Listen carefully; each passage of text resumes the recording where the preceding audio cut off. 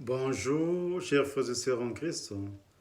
Nous célébrons le 19e dimanche C, Évangile de Jésus-Christ selon Saint Luc. En ces temps-là, Jésus disait à ses disciples, « Sois sans crainte, petit troupeau. Votre Père a trouvé bon de vous donner le royaume. Vendez ce que vous possédez et donnez-le aux aumônes. Faites-vous des bourses qui ne s'usent pas, un trésor inépuisable dans les cieux, là où le voleur n'approche pas, où la mythe ne détruit pas. Car là où est votre trésor, là aussi sera votre cœur. Restez en tenue de service, votre ceinture autour des reins et vos lampes allumées. Soyez comme des gens qui attendent leur maître à son retour de noces pour lui ouvrir dès qu'il arrivera et frappera à la porte. Heureux ce serviteur-là que le maître, à son arrivée, trouvera en train de veiller. Amen, je vous le dis. C'est lui qui, la ceinture autour des reins, les fera prendre place à table et passera pour les servir. S'il revient vers minuit ou vers 3 heures du matin et qu'il les trouve ainsi, heureux sont-ils. Vous le savez bien. Si le maître de maison avait su à quelle heure le voleur viendrait, il n'aurait pas laissé percer le mur de sa maison. Vous aussi, tenez-vous prêts. C'est à l'heure où vous ne penserez pas que le Fils de l'homme viendra. Pierre dit alors, « Seigneur, est-ce pour nous que tu dis cette parabole, ou bien pour tous ?»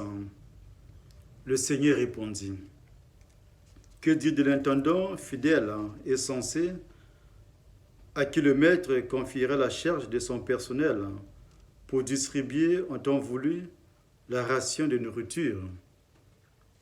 Heureux ce serviteur que son maître, en arrivant, trouvera en train d'agir ainsi. Vraiment, je vous le déclare, il établira sur tous ses biens.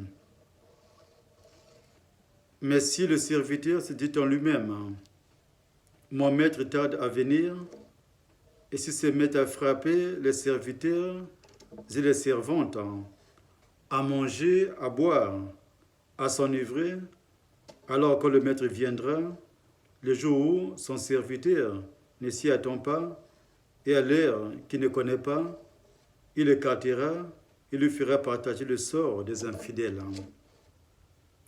Le serviteur qui, connaissant la volonté de son maître, n'a rien préparé et n'a pas accompli cette volonté, recevra un grand nombre de coups. Mais celui qui ne la connaissait pas et qui a mérité des coups pour sa conduite, celui-là n'en recevra qu'un petit nombre.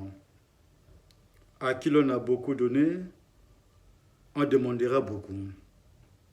À qui l'on a beaucoup confié, on réclamera davantage. Acclamons la parole de Dieu. La première lecture, tirée du livre de la sagesse, médite sur les événements de l'Exode. Pour l'auteur, la sagesse divine ne consiste point en de fois calcul.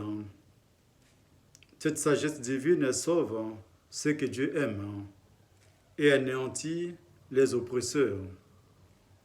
Ainsi, lors de la nuit de Pâques, Israël célébrait sa délivrance. L'Égypte pleurait ses premiers-nés. Conférant Exode 12, les versets 29 à 30. On peut comprendre le proverbe cruel qui veut que le malheur des uns fait le bonheur des autres. Dans la deuxième lecture, tirée de la lettre aux Hébreux, l'auteur veut réveiller la foi d'une église somnolente et découragée. Pour lui, la foi est un chemin sur lequel nous possédons par avance le bonheur vers lequel nous marchons. L'auteur de cette lettre argumente son propos à partir de l'expérience de foi d'Abraham qui obéit à l'appel de Dieu. L'Évangile nous présente Jésus sur la route vers Jérusalem où il poursuit l'enseignement avec ses disciples pour leur formation. Il parle de l'avenir et de l'attente. Le découpage de ce texte de l'Évangile n'est pas heureux. Le premier verset, sois sans crainte, petit troupeau, conclut en fait la section précédente. Quant aux maximes qui suivent, vendez ce que vous avez, elles invitent à se débarrasser des sécurités matérielles qui nous empêchent d'accueillir les événements par lesquels le royaume de Dieu vient à nous.